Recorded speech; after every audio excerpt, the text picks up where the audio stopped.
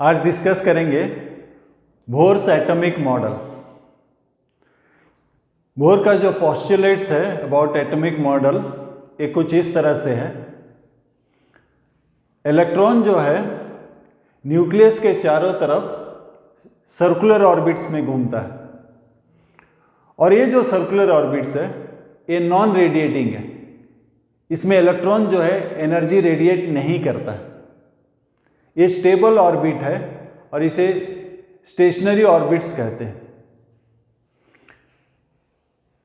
ये जो stationery orbit वो होता है जहां पर इलेक्ट्रॉन का एंगुलर मोमेंटम अबाउट न्यूक्लियस जो है इंटीग्रल मल्टीपल ऑफ h/2π होता है। So integral multiple of h/2π। h जो है प्लैंक्स कांस्टेंट है, n जो है इंटीजर है।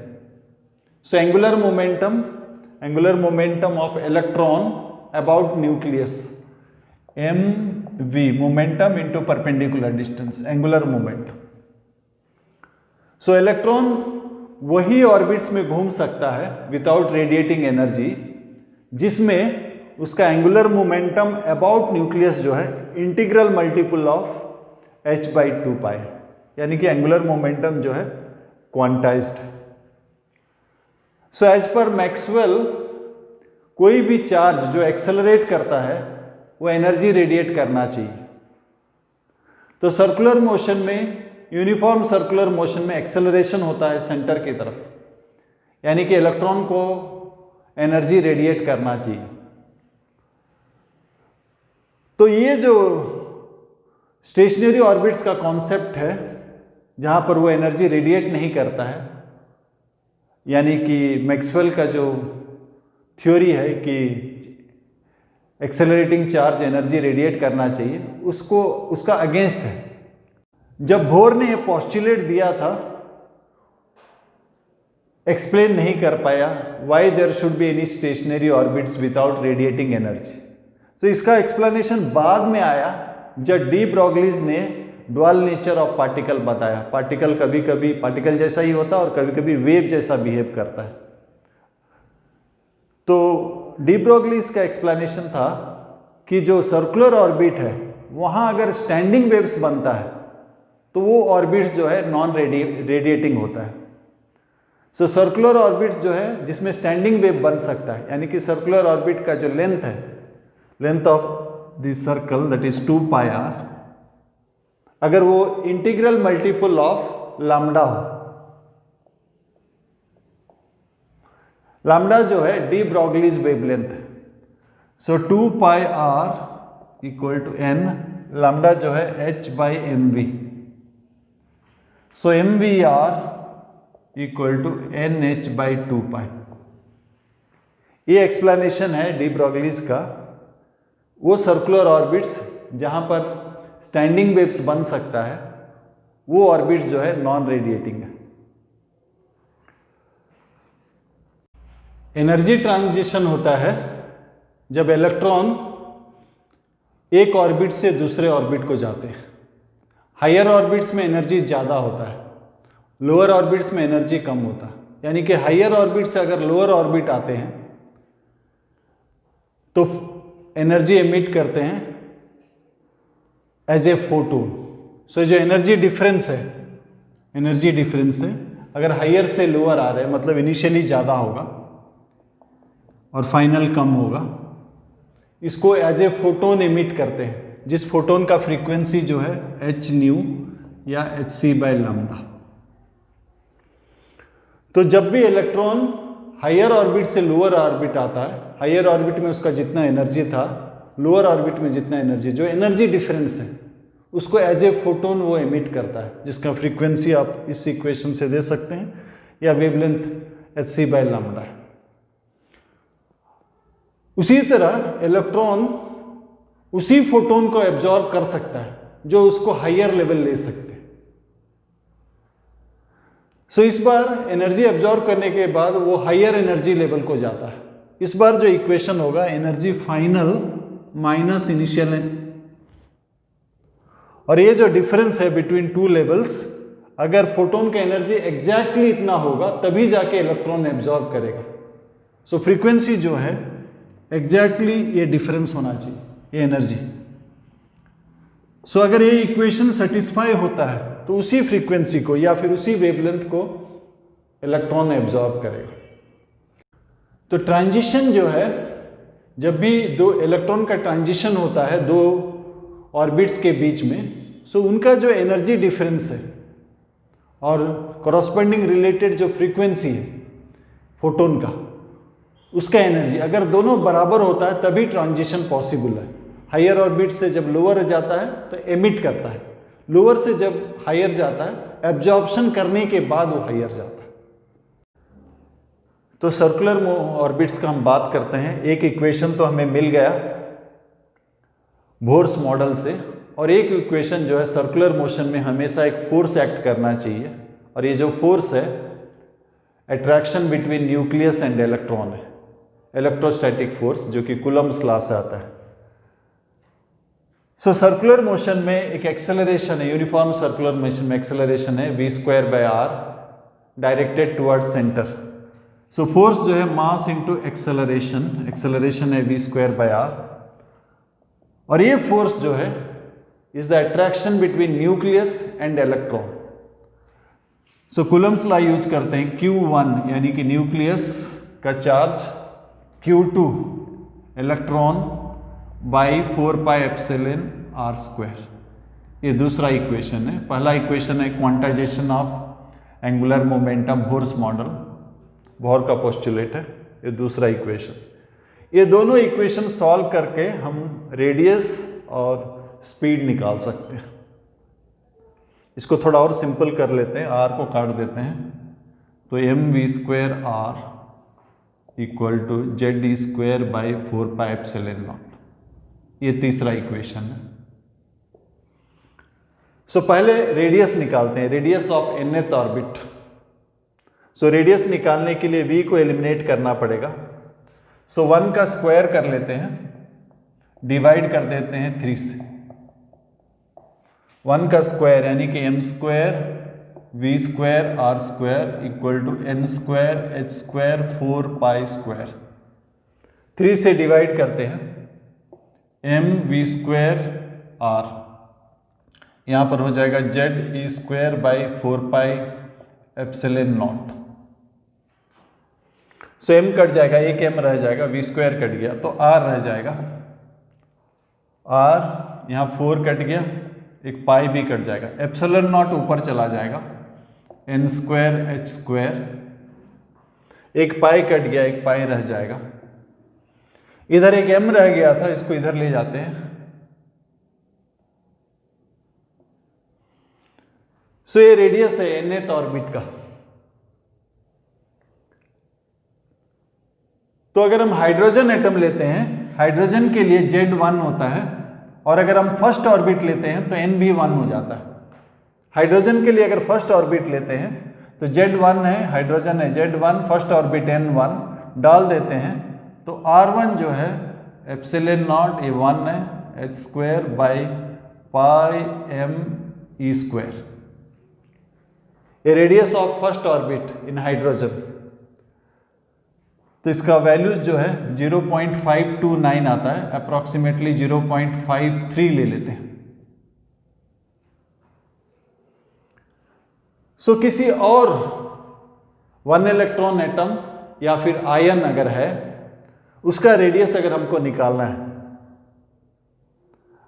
जो बोर्स मॉडल है 1 इलेक्ट्रॉन एटम के लिए या आयन के लिए वैलिड है, तो अगर हमको निकालना है तो हम इस इक्वेशन को इस तरह से लिख सकते हैं। इस इक्वेशन को हम इस तरह से लिख सकते हैं, Rn इक्वल टू n²/ZR1। सो मान लेते हैं क्वेश्चन ये है कि single ionised helium, single ionised, एक इलेक्ट्रॉन रिमूव कर दिया गया, अब वो 1 इलेक्ट्रॉन आयन हो गया, इसका थर्ड ऑर्बिट का रेडियस निकालना है। सो हीलियम है, Z2 है, थर्ड ऑर्बिट है, और R1 जो है 0.53। इसको सिंप्लीफाई करने से आंसर आ जाएगा। या फिर क्वेश्चन ये है, सपोज सेकेंड ऑर्बिट में डबली आयनाइज्ड लिथियम का रेडियस निकालना है, सेकेंड ऑर्बिट में। अब आंसर हो जाएगा, सेकेंड ऑर्बिट है, डबली आयनाइज्ड लिथियम। लिथियम में अगर 2 इलेक्ट्रॉन निकल जाता है तो 1 इलेक्ट्रॉन एटम बन जाता है, 1 इलेक्ट्रॉन आयन बन जाता है। उसको हम यूज कर सकते हैं, फार्मूला यूज कर सकते हैं। जेड है हमारा 3 और ये 0.53। तो इस तरह से हम रेडियस निकाल सकते हैं, कोई भी 1 इलेक्ट्रॉन एटम या फिर आयन का निकाल सकते हैं। 1 इलेक्ट्रॉन एटम या आयन को हाइड्रोजेनिक एटम्स बोलते हैं। तो ये जो बोर्स मॉडल है वो सिर्फ हाइड्रोजेनिक एटम्स के लिए वैलिड है। अगर हमें वेलोसिटी निकालना है तो हम इसको 3 से 1 को डिवाइड कर देते हैं। तो 3 हमारा है mv² r ZE²/4πε0। 1 को डिवाइड कर देते हैं mvr nh/2π। तो यहां से v निकल जाता है, v हो जाएगा, ये 2 कट जाएगा, पाई भी कट जाएगा, ZE², 2 एक 2 रह जाएगा, ε0 NH। अगर हम हाइड्रोजन एटम की बात करते हैं तो Z1 हो गया, फर्स्ट ऑर्बिट की बात करते हैं तो N1 हो गया। तो वेलोसिटी जो है हमारा Z1 है, N1 है, E²/2 ε0 H। ये सब, ये जो है वेलोसिटी 2.19 इंटू 10⁶ मीटर पर second. This is velocity of light by 137। सो किसी और का अगर निकालना है, हाइड्रोजेनिक एटम का निकालना है, तो ये जो है Vn जो है Z/n V1 हो जाता है।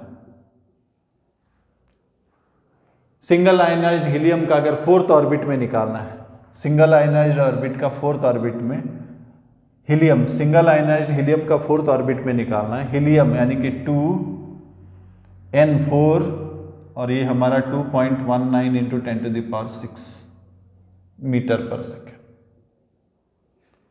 डबली आयनाइज्ड लिथियम का 5th ऑर्बिट में निकालना है। सो डबली आयनाइज्ड लिथियम Z3 हो गया 5th ऑर्बिट।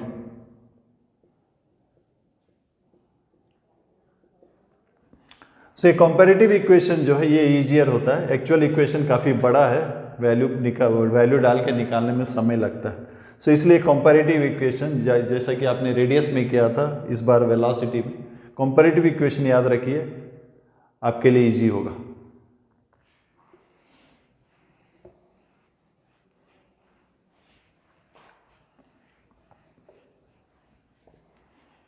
अब एनर्जी ऑफ इलेक्ट्रॉन का बात करते हैं। काइनेटिक एनर्जी, काइनेटिक एनर्जी जो है 12 mv²। सो 12 m, v हम निकाल चुके हैं, इसको डाल देते हैं, Z² E4 2 का 4 ε0² n² h², यानी कि काइनेटिक एनर्जी हो गया 1/8 m Z² E4/ε0² n² h²। ये kinetic energy. Potential energy electrostatics Q1 Q2/4πε0। Q1 हमारा न्यूक्लियस है, Q2 इलेक्ट्रॉन है, 4πε0। R का वैल्यू ऑलरेडी हम निकाल चुके हैं, वो वैल्यू यहां डाल देंगे और यहां डालने पर ये जो वैल्यू निकलता है नेगेटिव निकलेगा, लेकिन एग्जैक्टली इसका डबल निकलता है। सो पोटेंशियल एनर्जी जो है डबल निकलता है, यानी कि नेगेटिव होगा, डबल होगा, mZ² E4/ε0² n² h²। ये पोटेंशियल एनर्जी डबल है मैग्नीट्यूड में। Total mechanical energy of electron, that is kinetic energy plus potential energy. इस टोटल मैकेनिकल एनर्जी जो है ये हो गया same as total energy, but negative है क्योंकि पोटेंशियल एनर्जी जो है ज़्यादा है, नेगेटिव वैल्यू ज़्यादा है। सो उतने ही मैग्नीट्यूड आ रहा है बट नेगेटिव है।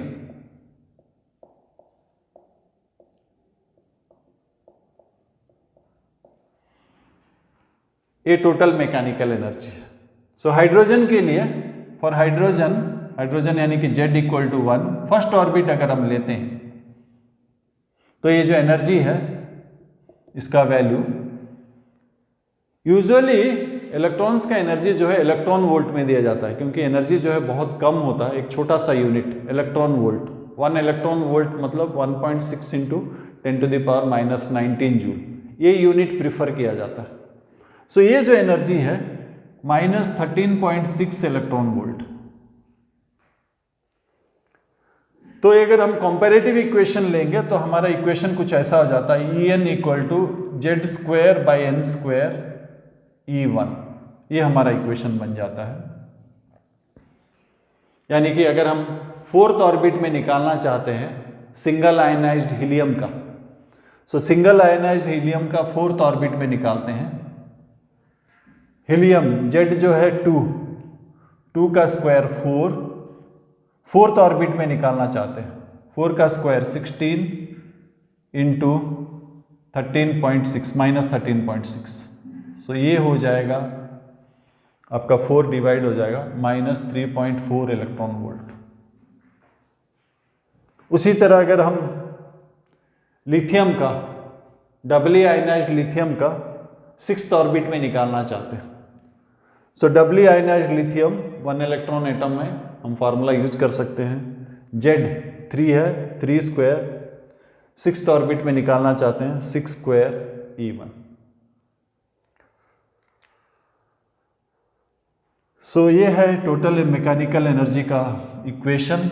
और हमने देखा काइनेटिक एनर्जी जो है same as total mechanical energy, but ये पॉजिटिव क्वांटिटी है, ये नेगेटिव है, सो माइनस डाल देने से दोनों इक्वल हो जाता है।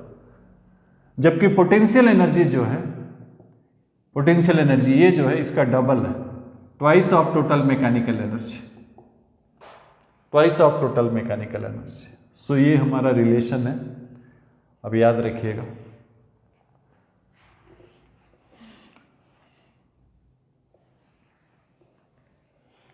आगे हमने बोर्स मॉडल में डिस्कस किया था कि जब भी इलेक्ट्रॉन हायर ऑर्बिट से लोअर ऑर्बिट को जाता है तो इलेक्ट्रॉन का जो एनर्जी डिफरेंस है उन दोनों लेवल में, उतना एनर्जी का फोटोन को एमिट करता है। तो हम निकालेंगे wavelength of the photons emitted when electrons jumps from higher orbit to lower orbit.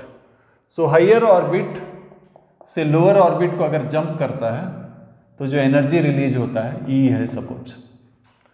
So E को अगर फ्रीक्वेंसी निकालना है तो न्यू लिखिए, और अगर वेवलेंथ निकालना है तो hc/λ लिखिए, that is equal to energy, energy का फार्मूला ये काइनेटिक एनर्जी है, यही टोटल एनर्जी का भी फार्मूला है बट माइनस आएगा, -1/8 mZ² E4/ε0² n2² h², minus minus plus 1/8 mZ² E4/ε0² n1² h²।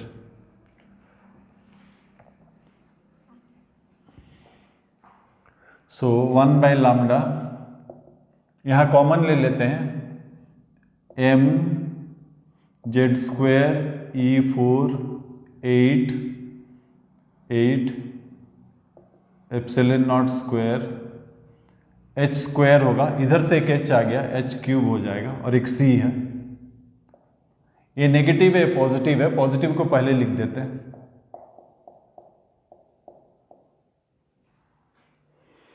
सो ये जो क्वांटिटी है m e चार्ज ε0 h ये सब कांस्टेंट है। सो ये जो है m E4/8 ε0² h³ c, ये कांस्टेंट है, इसको रिडबर्ग कांस्टेंट बोलते हैं। तो हमारा फार्मूला इस तरह से आ जाता है, Z²R/1/n1² -1/n2²। सो जब भी इलेक्ट्रॉन एक हायर लेवल से लोअर लेवल को जंप करता है तो जो फोटोन एमिट करता है उसका वेवलेंथ ये है। सपोज क्वेश्चन कुछ इस तरह से है, सिंगल आयनाइज्ड हीलियम में इलेक्ट्रॉन जंप कर रहा है थर्ड ऑर्बिट से सेकंड ऑर्बिट। तो जो वेवलेंथ एमिट करेगा, जो फोटोन एमिट करेगा, उसका वेवलेंथ क्या है। तो इसको यूज कर लेते हैं। सिंगल आयनाइज्ड हीलियम जेड हमारा 2 हो जाता है, 2 स्क्वायर 4, सेकेंड ऑर्बिट से थर्ड ऑर्बिट, सेकेंड 2 का स्क्वायर 4, 3 का square 9, so 1/λ equal to 4r 5/36, so lambda जो है 9/5r। सो जब भी आप लैम्डा निकालेंगे r डिनोमिनेटर में आएगा, इसीलिए आप 1/r का वैल्यू याद रख लीजिए। सो 1/r का वैल्यू याद रख लीजिए, आसानी होगा आपको कैलकुलेशन में। वेवलेंथ जो है यूजुअली एंगस्ट्रॉम में मेजर होता है, तो आप 1/r का वैल्यू एंगस्ट्रॉम में ही याद रख लीजिए, 912 एंगस्ट्रॉम है। सो ये लैम्डा हो गया 9/5 इंटू 912 एंगस्ट्रॉम। तो जब भी इलेक्ट्रॉन एक हायर ऑर्बिट से लोअर ऑर्बिट आता है, तो जो एनर्जी डिफरेंस है, तो वही एनर्जी डिफरेंस है फोटोन का एनर्जी। सो जो एनर्जी डिफरेंस है, अगर हायर से लोअर जंप कर रहा है तो इनिशियल ज़्यादा होगा। So E initial minus E final equal to, अगर फ्रीक्वेंसी निकालना है तो h न्यू लिख सकते हैं, और वेवलेंथ निकालना है तो रेदर देन राइटिंग दैट आप सीधा इसको लिख लीजिए 1/λ equal to Z square r 1/n1 square minus 1/n2 square. इसमें आप जल्दी बना सकते हैं, r का वैल्यू आप 1/912 डाल के जल्दी निकाल सकते हैं। फ्रीक्वेंसी निकालना है तो सीधा इसको यूज कर लीजिए। ये जो है फोटॉन्स एमिटेड है। एब्जॉर्प्शन का भी यही इक्वेशन होगा, जब एब्जॉर्ब करेगा तो इलेक्ट्रॉन हायर एनर्जी लेवल को जाएगा, हायर ऑर्बिट्स को जाएगा, तो इक्वेशन यही रहेगा, लेकिन ई फाइनल माइनस ई इनिशियल होगा। इस बार एनर्जी बढ़ जाता है, लोअर लेवल से फोटोन को एब्जॉर्ब करके इलेक्ट्रॉन हायर लेवल को चला जाता है, हायर एनर्जी लेवल को जाता है। हम इन पर्टिकुलर हाइड्रोजन की बात करते हैं। जब हाइड्रोजन में इलेक्ट्रॉन्स हायर लेवल से लोअर लेवल को आता है, तो जो वेवलेंथ एमिट करता है उनकी बात करते हैं। So first electrons higher level से फर्स्ट ऑर्बिट को आता है, यानी कि इक्वेशन हाइड्रोजन है हमारा, इक्वेशन ये था,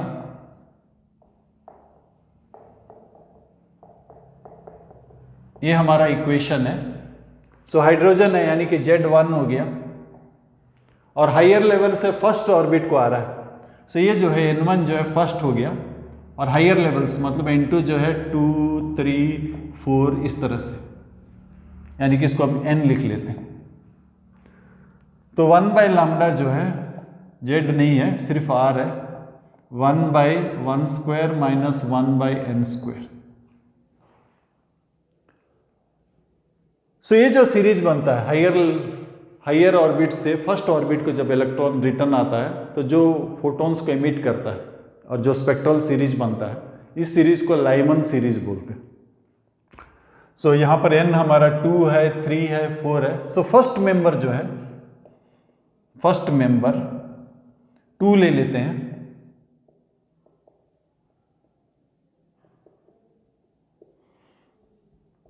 सो ये हो जाएगा लैम्डा हो जाएगा 4/3r। सो 1/r हमारा 912 है। सो ये फर्स्ट मेंबर है। फर्स्ट मेंबर जो है सबसे लॉन्गेस्ट होता है। फर्स्ट मेंबर का जो एनर्जी डिफरेंस सबसे कम होता है, एनर्जी जो है इन्वर्सली प्रोपोर्शनल टू वेवलेंथ। सो कोई भी सीरीज का पहला मेंबर जो है सबसे कम एनर्जी होता है, यानी कि सबसे ज्यादा वेवलेंथ। सो ये सबसे लॉन्गेस्ट वेवलेंथ होता है इस सीरीज का, लाइमन सीरीज का, और सबसे शॉर्टेस्ट होता है जब इसको हम इन्फिनिटी ले लेते हैं, जिसको हम सीरीज लिमिट बोलते हैं। तो सीरीज लिमिट जो है 1/1 स्क्वायर माइनस 1/∞ स्क्वायर। सो लैम्डा जो है 1/r यानी कि 912 एंगस्ट्रॉम। तो ये सबसे छोटा वेवलेंथ है और ये सबसे बड़ा इस सीरीज का। तो ये सीरीज जो है 912 एंगस्ट्रॉम से लेकर 1216 एंगस्ट्रॉम के अंदर है, पहला वाला सीरीज लाइमन सीरीज। और ये जो है अल्ट्रा वायलेट रीजन। सो दूसरा सीरीज जो है हायर लेवल से, हायर ऑर्बिट से सेकेंड ऑर्बिट को आता है, यहां पर आपका ये 2 हो जाता है। ये बामर सीरीज है। फर्स्ट मेंबर के लिए आप n को 3 लीजिए, इस सीरीज का सबसे लॉन्गेस्ट वेवलेंथ होगा, और लास्ट मेंबर या सीरीज लिमिट के लिए n को इन्फिनिटी ले लीजिए। नेक्स्ट पास्ट चेन सीरीज, यहां पर 3 स्क्वायर हो जाएगा।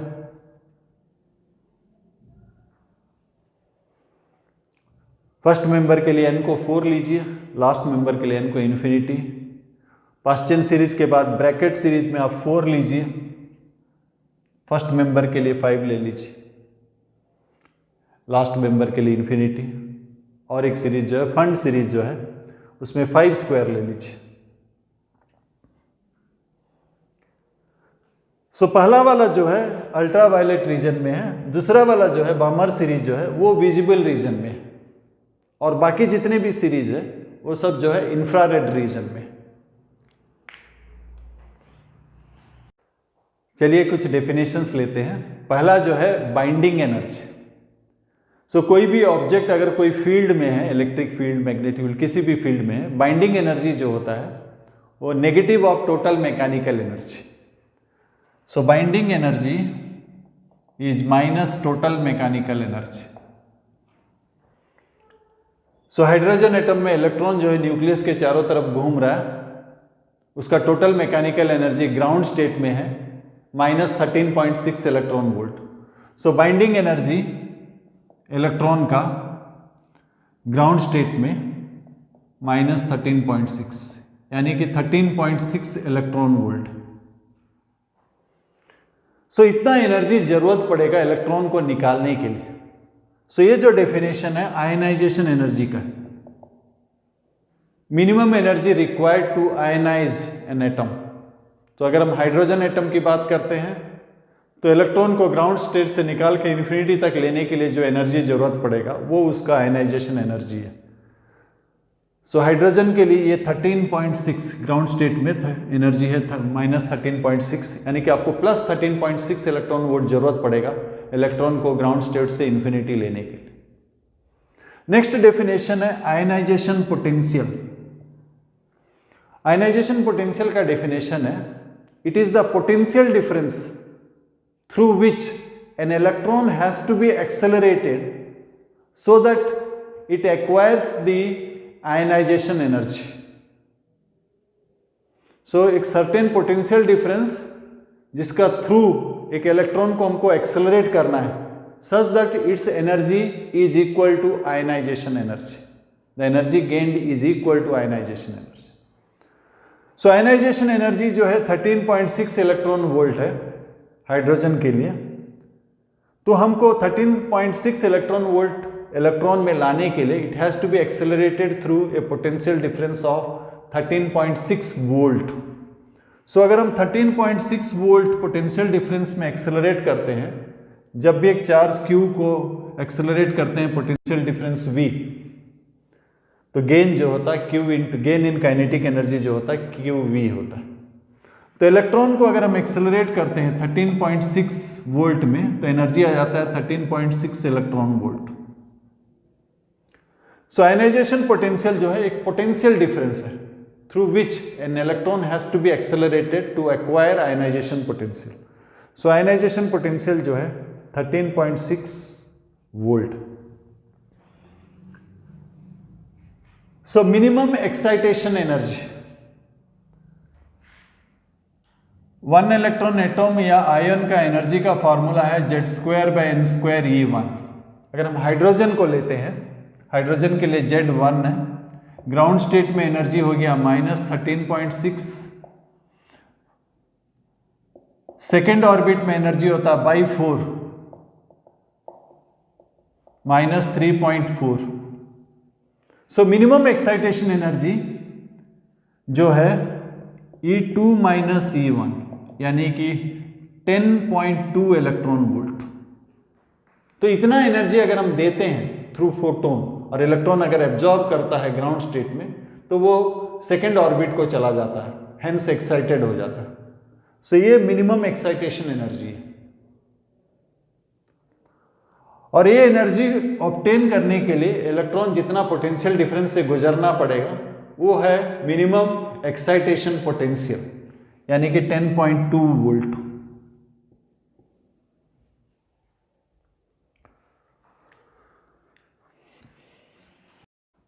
सो बोर्स के मॉडल के ऊपर कुछ प्रॉब्लम्स लेते हैं। पहला क्वेश्चन ये है, हाइड्रोजन एटम जो है उसका इलेक्ट्रॉन ग्राउंड स्टेट में है, n = 1, और ये जो हाइड्रोजन एटम्स ग्राउंड स्टेट में है इनके ऊपर रेडिएशन डाला गया so that they are electrons are excited to nth orbit को चलेगी। तो जब वे वापस आते हैं, जो रिजल्टिंग स्पेक्ट्रम बनता है उसमें कितना डिफरेंट वेवलेंथ पाया जाएगा, ये पहला क्वेश्चन है। दूसरा क्वेश्चन है, उसमें सबसे छोटा वेवलेंथ कौन सा है, सबसे बड़ा वेवलेंथ कौन सा, ये दो क्वेश्चन। सो इलेक्ट्रॉन्स जो है हाइड्रोजन एटम्स का ग्राउंड स्टेट में है और उन्हें हमें एक्साइट कर दिए और उसको nth ऑर्बिट को ले लिए। सो एक्साइटेड स्टेट में इलेक्ट्रॉन ज़्यादा समय नहीं रह सकता है, 10⁻⁻8 सेकेंड रह सकता है, उसके बाद वो लौट आते हैं। और जब वे वापस आते हैं, उनका जो वापस आना जो है एक अब्रप्ट है, कोई रूल फॉलो नहीं करता है, वो एक जंप के, ये सपोज ये n = 1 है, ये n = 2, ये 3, हम जैसे जैसे ऊपर जा रहे एनर्जी डिफरेंस जो है कम होते जाएगा, 4, इस तरह से। सो इलेक्ट्रॉन्स जब रिटर्न आते हैं वो एक जंप में आ सकते हैं या फिर कई जंप्स में आ सकते हैं, और jump between any two energy levels gives a different wavelength. तो कोई दो लेवल के बीच का जो डिफरेंस है वो अलग होता है, हेंस अलग फोटोन निकलेगा, अलग वेवलेंथ का फोटोन निकलेगा। So selection of 2 from the n में से 2 को सेलेक्ट हम nc2 वेज में कर सकते हैं, यानी कि n × n-1/2 वेज में कर सकते हैं। So number of spectral lines जो है n × n-1/2 होगा। इसमें सबसे छोटा कौन सा होगा, सबसे बड़ा कौन सा होगा। एनर्जी जो है इन्वर्सली प्रोपोर्शनल टू वेवलेंथ, जहां एनर्जी डिफरेंस सबसे कम होगा वो सबसे बड़ा वेवलेंथ होगा। जैसे कि हम देख पा रहे हैं, सपोज हाइड्रोजन का ले लीजिए, हाइड्रोजन का पहला लेवल में है -13.6, नेक्स्ट है बाई 4 13.6। एनर्जी जो है आपका हाइड्रोजन के लिए Z², जनरल ये है Z²n²/E1, लेकिन हाइड्रोजन के लिए Z1 है, सो E1/n²। सो पहला वाला -13.6, नेक्स्ट बाई 2² यानी कि बाई 4, सो -3.4, उसके बाद बाई 3² बाई 9, सो -1.5, 1, इस तरह से। तो पहला जो गैप था वो 10.2 का था। नेक्स्ट जो गैप है वो आप देख सकते हैं, आपका कितना आ गया, 3.45, 1.9 का आ गया। सो यहां जो गैप था आपका 10.2 का, अब जो गैप है वो 1.9 का है। तो गैप कम होते होते जा रहा है बिटवीन टू लेवल्स। आप जैसे जैसे ऊपर की ओर जा रहे हैं, एनर्जी गैप जो है बिटवीन कंजुगेटिव लेवल्स कम होते जा रहा है। इसका मतलब सबसे कम होगा n और n-1। सो ये जो जंप है nth लेवल से n-1 लेवल, सो ये सबसे कम एनर्जी होगा, यानी कि सबसे कम फ्रीक्वेंसी होगा और सबसे ज्यादा वेवलेंथ होगा। सो लॉन्गेस्ट वेवलेंथ ये होगा n से n-1, और शॉर्टेस्ट वो होगा जिसका सबसे ज्यादा एनर्जी डिफरेंस है, ये वाला, इसका सबसे ज्यादा एनर्जी डिफरेंस है, तो इसका फ्रीक्वेंसी सबसे ज्यादा होगा, यानी कि वेवलेंथ सबसे कम होगा।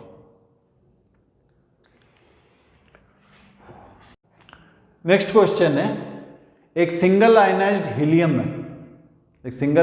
हीलियम है, और इसका सेकेंड ऑर्बिट में सेकेंड ऑर्बिट में आपको कहा गया है कि पोटेंशियल एनर्जी ऑफ इलेक्ट्रॉन को 0 मान लीजिए।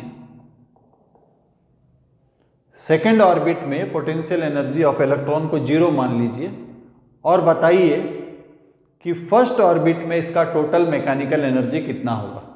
ये है हमारा क्वेश्चन। सो पोटेंशियल एनर्जी जो है twice of total mechanical energy है, और टोटल मैकेनिकल एनर्जी जो है आपका Z² बाई n² E1। तो पहले हम ले लेते हैं हमारा जो यूजुअल रेफरेंस है। पोटेंशियल एनर्जी रेफरेंस के ऊपर डिपेंड करता है, और कुछ नहीं दिया गया है तो रेफरेंस जो है इन्फिनिटी होता है। तो यूजुअल रेफरेंस में पोटेंशियल एनर्जी जो है निकाल लेते हैं, हम दोनों में निकाल लेते हैं। पहले 1 में निकाल लेते हैं। 2, ये हमारा हीलियम है 4 फर्स्ट माइनस 13.6। सो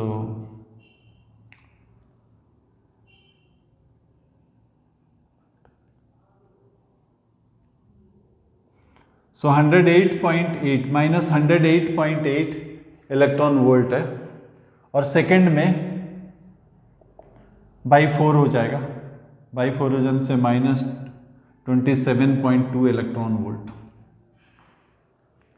ये शुरू का है। और काइनेटिक एनर्जी, काइनेटिक एनर्जी जो है इसका हाफ होगा, लेकिन पॉजिटिव होगा। इसका हाफ होगा लेकिन पॉजिटिव होगा। तो पोटेंशियल एनर्जी जो है रेफरेंस के ऊपर डिपेंड करता है। हमारा यूजुअल रेफरेंस है इन्फिनिटी, लेकिन इस बार रेफरेंस आपको लेने के लिए कहा गया। रेफरेंस मतलब 0 पोटेंशियल एनर्जी। आपको कहा गया कि सेकेंड ऑर्बिट को रेफरेंस लेने के लिए, उसको 0 पोटेंशियल एनर्जी मानने के लिए।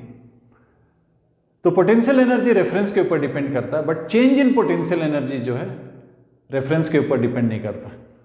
तो दोनों रेफरेंस में चेंज जो है, पहला रेफरेंस दूसरा वाला रेफरेंस को प्राइम डिनोट कर लेते हैं, ए वाला प्राइम डिनोट कर लेते हैं, तो चेंज सेम होगा।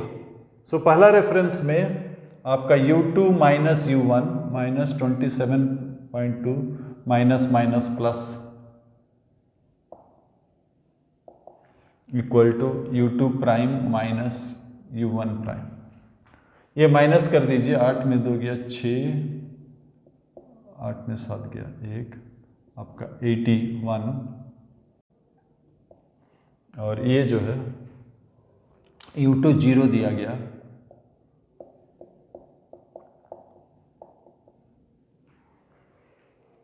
सो अगर सेकेंड ऑर्बिट को हम रेफरेंस लेते हैं, यानी कि 0 पोटेंशियल एनर्जी लेते हैं, तो फर्स्ट ऑर्बिट में एनर्जी जो है माइनस 81.6 इलेक्ट्रॉन वोल्ट।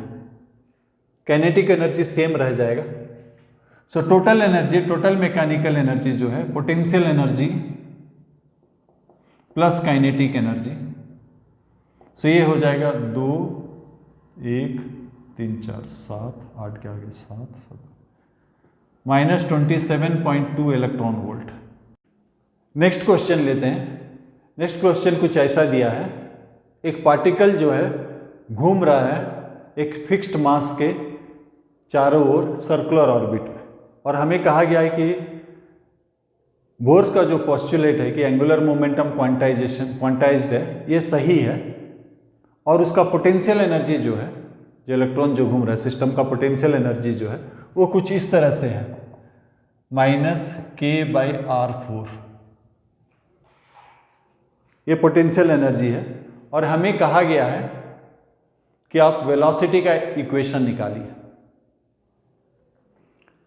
सो हमें 2 इक्वेशन चाहिए। एक तो हमें मिल जाता है बोर्स मॉडल से, जो कि एंगुलर मोमेंटम इज क्वांटाइज्ड, और दूसरा फोर्स का इक्वेशन चाहिए। फोर्स जो है, अगर ये कंजर्वेटिव फोर्स जो है, पोटेंशियल एनर्जी हाई, इसका मतलब है फोर्स कंजर्वेटिव है। सो F जो है -du/dr, सो F हो जाता है, इसका डेरिवेटिव कर दीजिए, r का power -4, so minus minus plus हो गया, और एक माइनस आ जाता है, -4 k -4 -1 5। सर्कुलर ऑर्बिट्स में है, सर्कुलर ऑर्बिट में है, फोर्स नेगेटिव, इसका मतलब है attractive force. So attractive force है that provides the necessary centripetal force. So ये जो है mv²/r।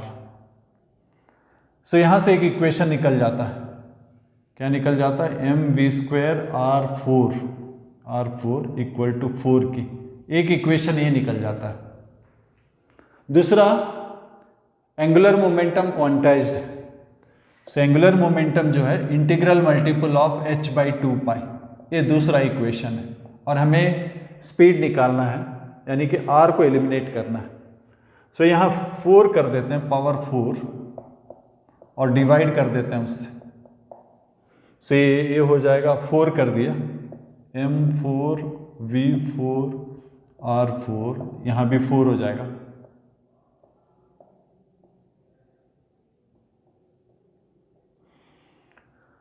डिवाइड कर दिया इससे, mv²r4 डिवाइड कर दिया इसको 4k। तो यहाँ से आपको v² निकल जाता है, v² इक्वल टू, एक m कट जाएगा, तो 16 है, 16 into 4 64 pi to the power 4 k है, और यहाँ m4 m³ रह जाएगा, कट गया, ये v² है, ये हो गया n4h4। सो v जो है इसका स्क्वायर रूट हो जाएगा। नेक्स्ट क्वेश्चन है, और नेक्स्ट क्वेश्चन कुछ इस तरह से दिया गया है। दो पार्टिकल है m1 और m2, इनके बीच में अट्रैक्टिव फोर्स है, और जिसके चलते हुए अपना centre of mass around centre of mass घूम रहे हैं, और ये घूम रहे हैं बिकॉज ऑफ म्यूचुअल अट्रैक्शन। तो अगर Bohr's model that is angular momentum is quantized अगर वैलिड है, तो इसका काइनेटिक एनर्जी निकालना है। इनके बीच का डिस्टेंस दिया गया है r। तो फोर्स जो है म्यूचुअल अट्रैक्शन है, और वे सेंटर ऑफ मास के चारों तरफ दोनों घूम रहे हैं।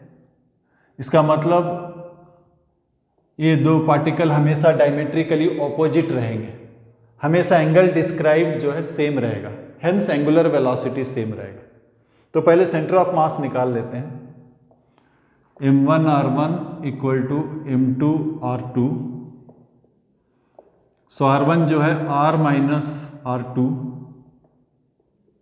सो यहां से r2 निकल जाएगा, r2 निकल जाएगा तो r1 भी निकल जाएगा।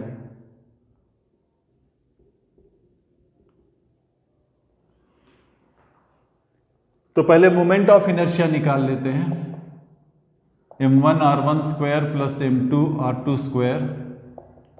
सो r1² यानी कि m2² r² by m1 plus m2 whole square, r2² m1² r² by m1 plus m2 whole square. So m1 m2 common ले लीजिए, एक m1 प्लस m2 आ जाएगा, नीचे कैंसिल हो जाएगा। सो एक m1 प्लस m2 रह जाएगा इंटू r²। ये मोमेंट ऑफ इनर्शिया। तो हम यूज कर लेते हैं ये मोमेंट ऑफ इनर्शिया, हम यूज करते हैं Bohr's model, angular momentum quantized, angular momentum. So इस सिस्टम का एंगुलर मोमेंटम अबाउट cm जो है i ओमेगा, ये क्वांटाइज्ड nh/2π। सो i जो है इतना निकल गया, m1 m2 by m1 plus m2 r² omega equal to nh/2π। तो यहाँ से ओमेगा निकल जाता है, यहाँ से ओमेगा निकल जाता है, और काइनेटिक एनर्जी चाहिए, काइनेटिक एनर्जी जो है हाफ i ओमेगा स्क्वायर।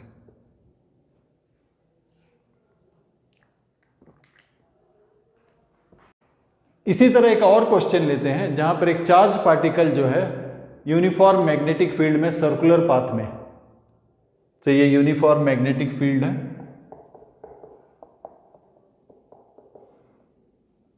जहाँ पर चार्ज पार्टिकल सर्कुलर पाथ में है, ऐसा घूम रहा है, सर्कुलर पाथ में है। तो सर्कुलर पाथ मैग्नेटिक फील्ड में यूनिफॉर्म मैग्नेटिक फील्ड जो है परपेंडिकुलर टू वेलोसिटी है। सो फोर्स जो है Q V B, force Q V B sine theta होता है, अगर फील्ड परपेंडिकुलर है तो साइन थीटा 1 हो गया। सो ये force and this is equal to circular motion है mv²/r। एक इक्वेशन है सर्कुलर मोशन का इक्वेशन। दूसरा इक्वेशन हमें बताया गया है कि ये जो मोशन है इसमें एंगुलर मोमेंटम क्वांटाइज्ड, यानी कि बोर्स का जो पोस्टुलेट है वो फॉलो कर रहा है, यानी कि mvr इक्वल टू nh/2π। और हमें निकालने के लिए कहा गया रेडियस। तो रेडियस निकालने के लिए कहा गया तो हमको वेलोसिटी को एलिमिनेट करना पड़ेगा। सो ये दूसरा इक्वेशन है। पहला इक्वेशन को थोड़ा सिंप्लीफाई कर लेते हैं, क्यू वी बी, तो दोनों साइड v कट जाता है, दोनों साइड v कट जाता है। क्यू, ये जो इक्वेशन में पहला इक्वेशन को अगर हम सिंप्लीफाई करते हैं, v कट गया, Q B R equal to M V. So v की जगह सब्सटीट्यूट कर देते हैं, क्यू बी आर v के जगह में सब्सटीट्यूट करते हैं। v के जगह में क्या आ जाएगा, nh/2π mr। तो यहां से r² का वैल्यू निकल जाता है, r² का वैल्यू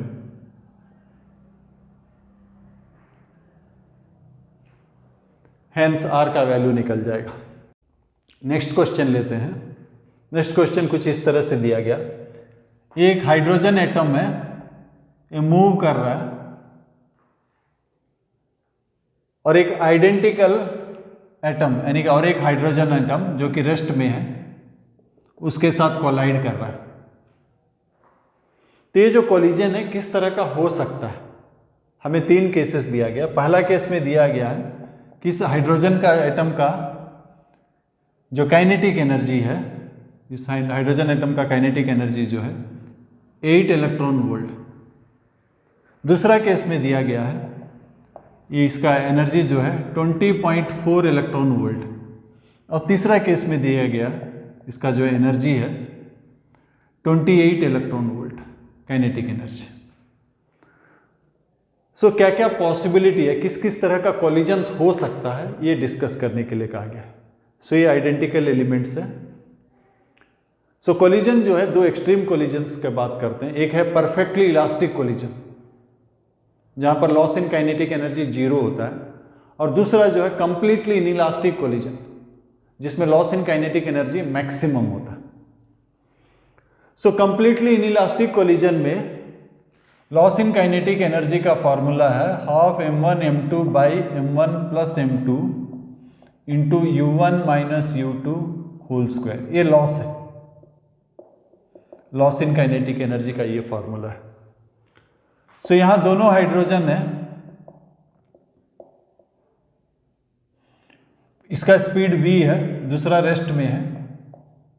सो ये आपका 1/4 mv² हो गया, 1/4 mv², यानी कि शुरू का काइनेटिक एनर्जी बाई 2। सो ये मैक्सिमम लॉस है, मैक्सिमम लॉस k/2 है और minimum loss perfectly elastic 0। So loss जो है हमेशा इसके बीच में रहेगा, इसके बीच में रहेगा 0 से लेकर k/2। अब हम एक एक केस डिस्कस करते हैं। सो पहला केस में इसका एनर्जी था 8 इलेक्ट्रॉन वोल्ट। सो कम से कम लॉस हो सकता है 0 यानी कि परफेक्टली इलास्टिक, और ज्यादा से ज्यादा लॉस हो सकता है k/2, 8/2 यानी कि 4। लेकिन मिनिमम एक्साइटेशन एनर्जी जो है, अगर लॉस होता है तो electron should be excited to the next energy level, और मिनिमम एक्साइटेशन एनर्जी जो है हाइड्रोजन के लिए E2 minus E1 minus 3.4 minus 13.6 minus 13.6 यानी कि 10.2 इलेक्ट्रॉन वोल्ट। सो कम से कम लॉस अगर 10.2 इलेक्ट्रॉन वोल्ट होगा तो इलेक्ट्रॉन जो है फर्स्ट एनर्जी लेवल से सेकंड एनर्जी लेवल को जाएगा। लेकिन यहां लॉस है 4 k/2 यानी कि 4 है, तो ये पॉसिबल नहीं है। तो ये जो इस एनर्जी के साथ अगर कोलाइड करता है तो कोई लॉस नहीं होगा, ये परफेक्टली इलास्टिक कोलिजन होगा। सो पहला वाला कोलिजन में एक ही पॉसिबिलिटी बनता है कि वो परफेक्टली इलास्टिक होगा, क्योंकि जो एनर्जी लॉस हो रहा है that is not taking the electron to the next level, hence it will not be absorbed. दूसरा केस लेते हैं। सो मिनिमम आपका लॉस 0 है, मिनिमम लॉस 0 है, मैक्सिमम बाई 2 यानी कि 20.4/2 10.2। सो अगर लॉस 0 होता है तो परफेक्टली इलास्टिक है, और परफेक्टली इलास्टिक में ये रुक जाएगा, ये जो है स्पीड v एक्वायर करेगा। आइडेंटिकल बॉडीज का कोलिजन में क्या होता है, परफेक्टली अगर इलास्टिक है तो एक रुक जाता है, दूसरा जो है पहला का स्पीड एक्वायर कर लेता है, तो ये रुक जाएगा, ये एक्वायर कर लेगा। और अगर 10.2 है तो 10.2 एग्जैक्ट निकल रहा है, हाफ, मतलब कंप्लीटली इनइलास्टिक कोलिजन भी हो सकता है। सो ये पॉसिबिलिटीज है। तीसरा केस लेते हैं। तीसरा केस में लॉस होगा 0, minimum loss, maximum loss by 2 यानी कि 14 इलेक्ट्रॉन वोल्ट। सो तीसरा केस में मिनिमम लॉस 0 है, मैक्सिमम 14 है। सो 13.6 में जो इलेक्ट्रॉन वोल्ट अगर इलेक्ट्रॉन को मिल जाता तो वो आयनाइज हो जा सकता है। तो मतलब तीसरा केस में सभी पॉसिबिलिटीज ओपन है, 0 भी हो सकता है, परफेक्टली इलास्टिक, एक रुक गया, दूसरा एक्वायर किया, और इलेक्ट्रॉन एक्साइट होकर कोई भी लेवल पे जा सकता था, सेकेंड, थर्ड, फोर्थ सभी ऑप्शन है, या फिर आयनाइज भी हो सकता है। तो सभी ऑप्शंस जो है सेकेंड, थर्ड वाला केस में ओपन है। सो ये था Bohr's model, Bohr's postulates about atom, और हमने कुछ क्वेश्चंस डिस्कस किए। उम्मीद है आपको पसंद आया होगा। Thank you.